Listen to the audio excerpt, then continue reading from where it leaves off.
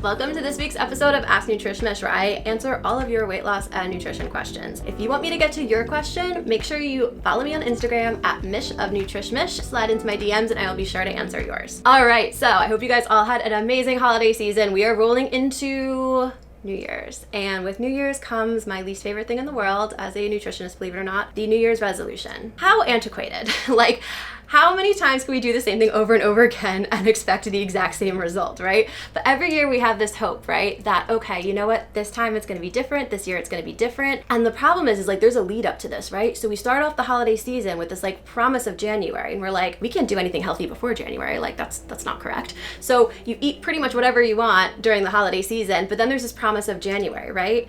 And there's this promise of this New Year's resolution. So what do? We go from 0 to 60. We go from cheeseburgers and French fries and eggnog and whatever to grilled chicken and salad and egg whites, and it's too dramatic of a jump no matter what program you do, and it never sticks. So instead of doing a New Year's resolution this year, I want you to have a framework that you're going to follow to find a nutrition philosophy that's going to work for you. And this is actually what we do at Nutrish Mish, so you guys are getting some insider info here, all right?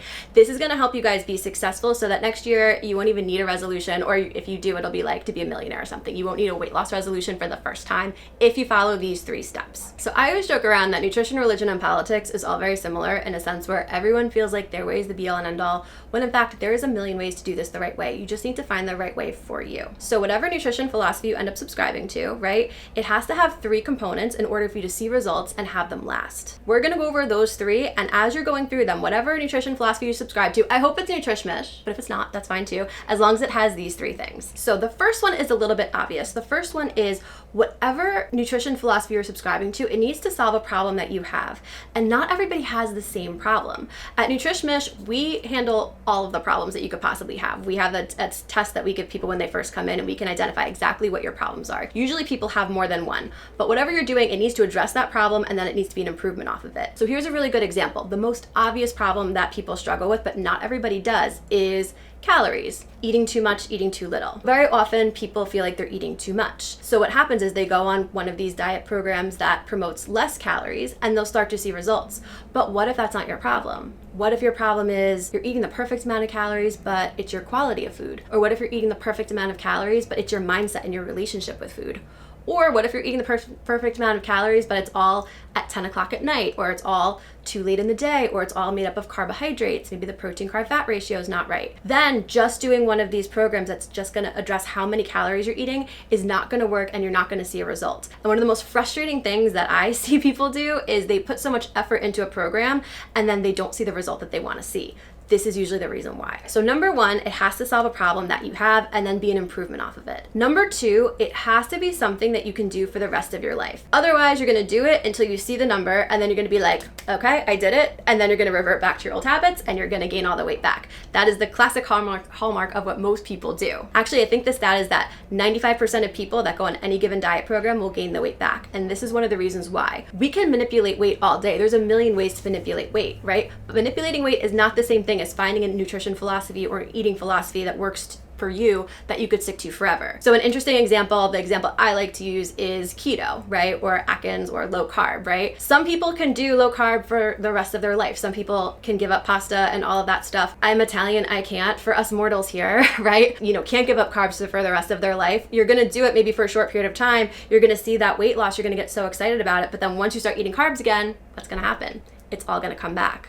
So whatever philosophy you subscribe to, it needs to be something that you could do for the rest of your life. Otherwise, you're just temporarily manipulating your weight, which is what most diets do. And number 3, you have to enjoy the way you're eating.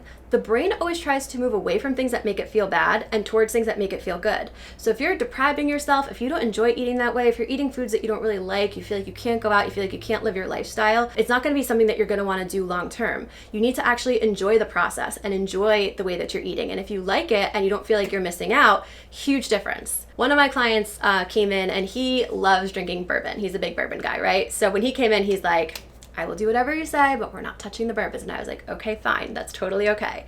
And he, to date, has lost about 60 pounds, and we have not touched a bourbon. Because if we did, that's not something that he was willing to give up in his life. There are so many little strings we could pull. There's so many places we can make improvements. But if you are making improvements and we're taking away the things that you love and the things that you enjoy, you're never going to want to stick to it long term. So number 3, you need to actually enjoy the process. You need to actually like the way that you're eating. And then it never feels difficult to get back on track. There is no getting back on track. There is no off track. You're just always eating well for the most part. So this January, do not fall victim to the New Year's resolution. Your friend that is selling the shakes in her new MLM thing, don't spend your money on that. Don't waste your money on the points, on the this, on the that, like the newest fad. I was doing a podcast episode recently and the guy asked me, what are the latest trends in nutrition? And I was just like, there really aren't any. Nutrition hasn't changed in God knows how many years.